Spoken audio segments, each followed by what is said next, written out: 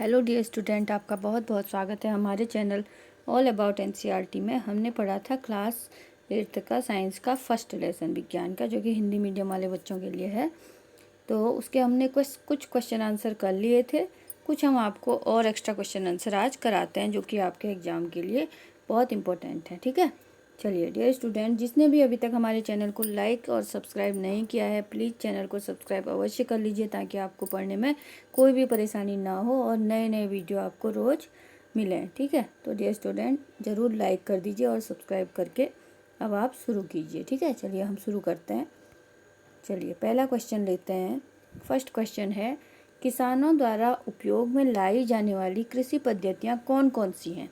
ठीक है, तो किसान जो है कौन कौन सी कृषि पद्धतियों से कृषि करते हैं, ये क्वेश्चन है। तो इसका जवाब है, किसानों द्वारा उपयोग में लाई जाने वाली कृषि पद्धतियाँ निम्न है। नंबर 1 मिट्टी तैयार करना, नंबर 2 बुआई करना, नंबर 3 खाद एवं उर्वरक देना, अगला पॉइंट है सिंचाई, नंबर 5 खरपतवार से सुरक्षा, और 6 नंबर है कटाई, और 7 उसका भंडारण कैसे किया जाए। ठीक है, तो डियर स्टूडेंट आपके समझ में आ गए होंगे। सबसे पहले क्या करते हैं, हम मिट्टी तैयार करते हैं, फिर बीज को बोते हैं, उसके बाद उसमें खाद या उर्वरक दिया जाता है, फिर सिंचाई की जाती है, और फिर खरपतवार से कैसे बीजों को बचाया जाए, और उसके बाद फसल जब पक जाती है उसे काटा जाता है, और फिर उसको सुरक्षा से कैसे सुरक्षित रखा जाता है या भंडारण कैसे किया जाता है। ठीक है, चलिए अगला क्वेश्चन लेते हैं, जुताई किसे कहते हैं। ठीक है, मिट्टी को उलटने पलटने एवं पोला करने की प्रक्रिया को जुताई कहा जाता है। ठीक,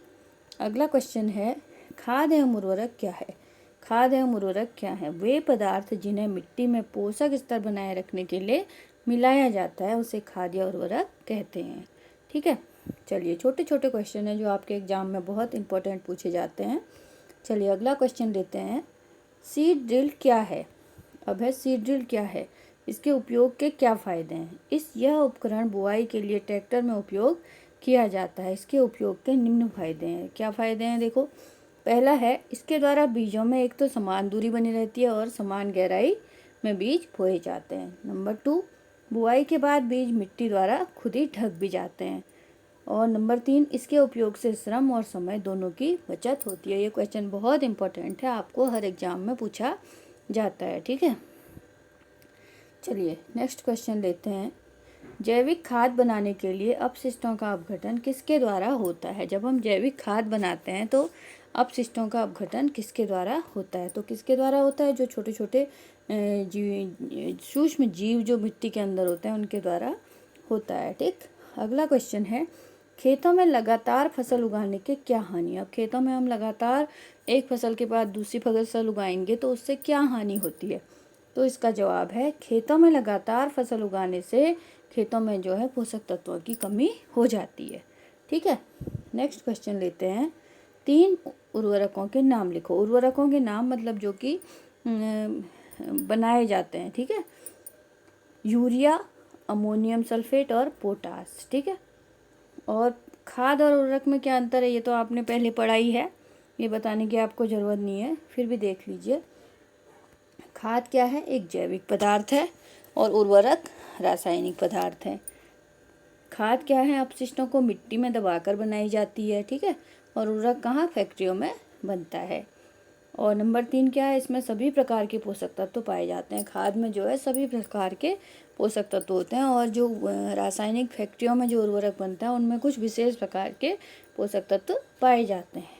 ठीक है, अगला क्वेश्चन है, मिट्टी में रहने वाले केंचुए एवं सूक्ष्म जीव किसानों के मित्र हैं कैसे। This is a most important question.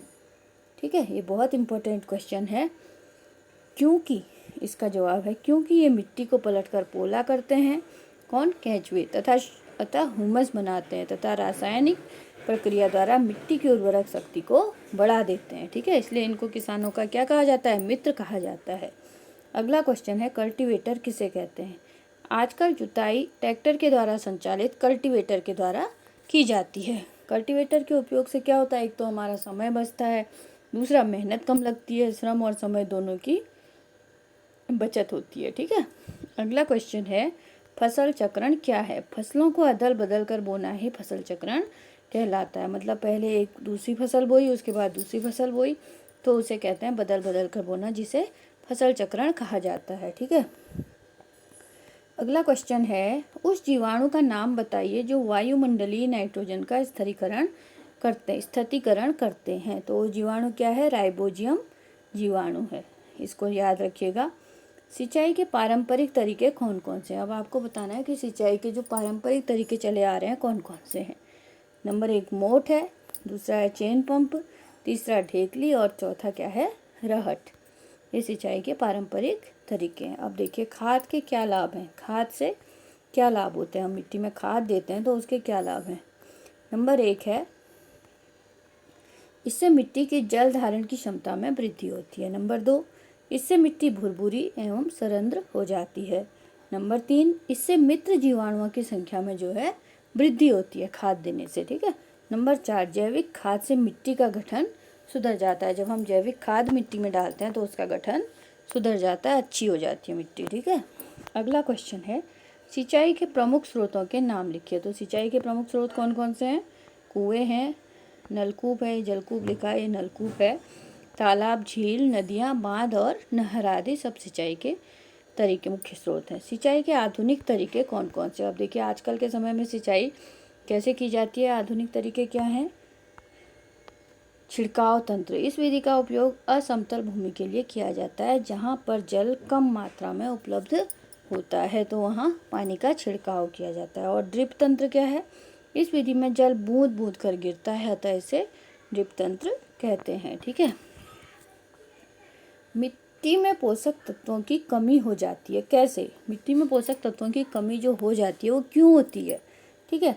जब हम एक ही ज़मीन में बार बार पौधे उगाते हैं तो ये पौधे मिट्टी में पोषक तत्वों को सोख लेते हैं। तो ये क्या करते हैं? पोषक तत्वों को सोख लेते हैं और मिट्टी में इन पोषक तत्वों की जो है कमी हो जाती है। ठीक। अगला है, उर्वरक किसे कहते हैं? अब आप उर्वरक अच्छी तरह समझ गए होंगे, इतनी बार हमने इसे पढ़ लिया है। उर्वरक किसे कहते हैं? उर्वरक वो है जो मिट्टी की शक्ति को बढ़ाने वाले तत्वों को क्या कहते हैं? उर्वरक हैं। और इन्हीं 2 उर्वरक के नाम क्या हैं? एक तो यूरिया लिख सकते हो, दूसरा फॉस्फेट लिख सकते हो। ठीक है, जो कि फैक्ट्रियों में बनाए जाते हैं। अब देखिए खरपतवार किसे कहते हैं? फसलों में पौधों के साथ कुछ अनचाहे पौधे खुद उग जाते हैं, स्वयं उग जाते हैं, इन पौधों को हम खरपतवार कहते हैं। ठीक है। अगला है, पीडकनाशी किसे कहते हैं? फसल या फसल उत्पादों को हानि पहुंचाने वाले जीवों को मारने वाली रासायनिक दवाओं को क्या कहते हैं? पीडकनाशी कहते हैं। अगला क्वेश्चन है, खरपतवारों को हम किन विधियों से नष्ट कर सकते हैं? ये हमने पहले भी पढ़ा था।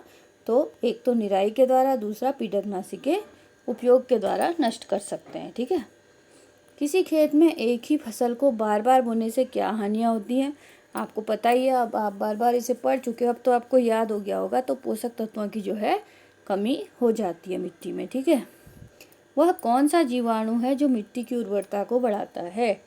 तो या इसके अलावा ऐसा क्वेश्चन भी पूछा जाता है, दालों की फसलों की जड़ों में कौन सा जीवाणु पाया जाता है? तो कौन सा जीवाणु है वो? राइजोबियम नामक जीवाणु। ये बहुत पूछा जाता है क्वेश्चन।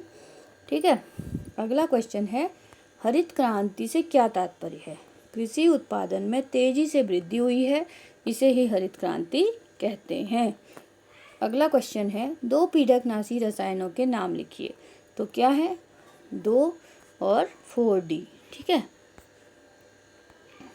चलिए नेक्स्ट क्वेश्चन लेते हैं, हार्वेस्टर किसे कहते हैं? वह मशीन जिससे फसलों की कटाई की जाती है उसे हार्वेस्टर कहते हैं। अगला क्वेश्चन है, थ्रेसिंग किसे कहते हैं? ठीक है। काटी गई फसलों के बीजों, दानों और भूसे से अलग करने की विधि को थ्रेसिंग कहते हैं।